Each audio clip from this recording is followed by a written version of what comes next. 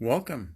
Psalm 119 is a large psalm, and there's a lot of words that describe God's holy word, His law, His precepts, His decrees, His laws, commands, His statutes, His promise. God has promises for us. And this whole chapter is talking about God's promises and hopes and dreams for us. Hello, Emerald, and welcome.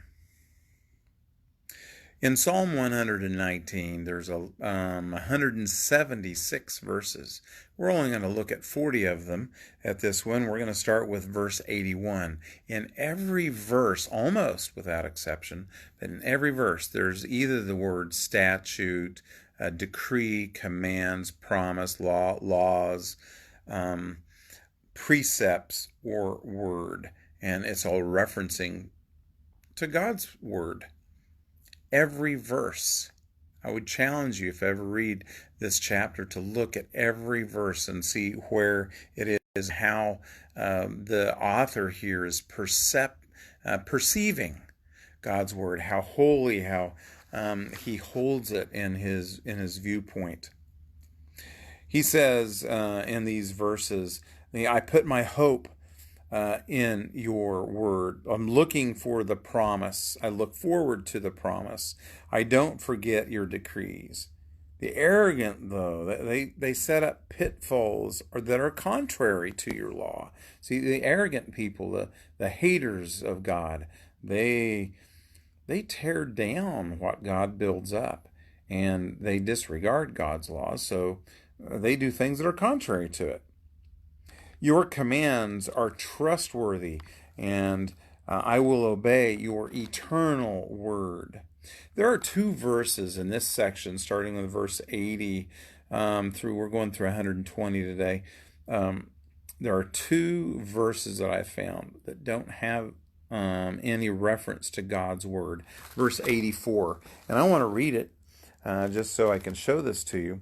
How long must your servant wait? When will you punish my persecutors? Well, there's no reference to God's laws, precepts, decrees, or anything, but he's recognizing that God is in charge and he should be punishing people. Then there's another verse, in verse 90, that doesn't have God's word, precepts, and so on in it. Your faithfulness continues through all generations. You establish the earth, and it endures. Well, again, these words aren't in that. However, God's word does endure, and he is faithful. And so it's a good verse at just pointing out that there are a couple exceptions to this large psalm about God's word being in every verse or mentioned in every verse in some way or another. I would like to read a section that starts with verse 97 because it talks about how God's word encourages us in our mind. It helps us to think better. It helps us to be better. God's word makes us wiser and understand things better than other people. So it's good to pursue God's law. Let's read it.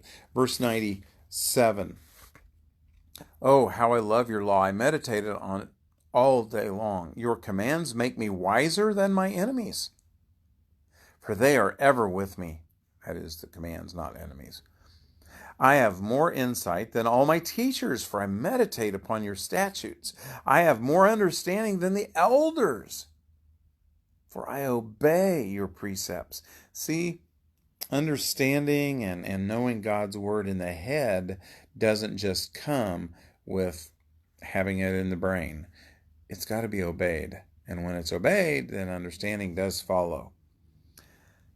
Verse 101, I have kept my feet from every evil path so that I might obey your word. I have not departed from your laws, for you yourself has taught me. How sweet are your words to my taste, sweeter than honey to my mouth. I gain understanding from your precepts. Therefore, I hate every wrong path. I gain understanding. I'm wiser than my enemies. I have more insight than my teachers, and I have more understanding than the elders. Wow, it's pretty strong words. And this is what God's word does for us. Your word, verse 105, is a light unto my path, and is a lamp unto my feet, and a light unto my path. God's word guides us. It directs us. He says in verse 113, I hate double-minded men, but I love your law. Double-minded men are unstable, and double-minded people are unstable in everything they do. They're wishy-washy. They change their mind. They want this one minute and want something else the next. They're unstable in everything they do. But God's word, it sustains us according to, and he challenges God. Hey, would you just sustain me according to your promise, and I will live. Do not let my hopes be dashed. And he ends with this section, 120.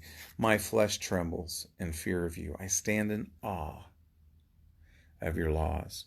Technically, in the Torah, there are 613 of these laws. A lot of them.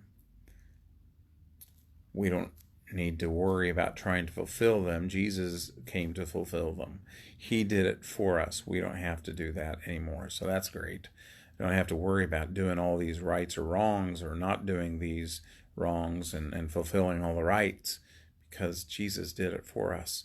But we should still fear and tremble God and his word. And it does give us guidance and great understanding for our life. Have a great night, and I hope you understand the word of the Lord a little bit better. And we'll take two more parts at this chapter. Tomorrow we'll look at verses 121 through about 160 or so. All right, have a great day, and God bless. See you next time.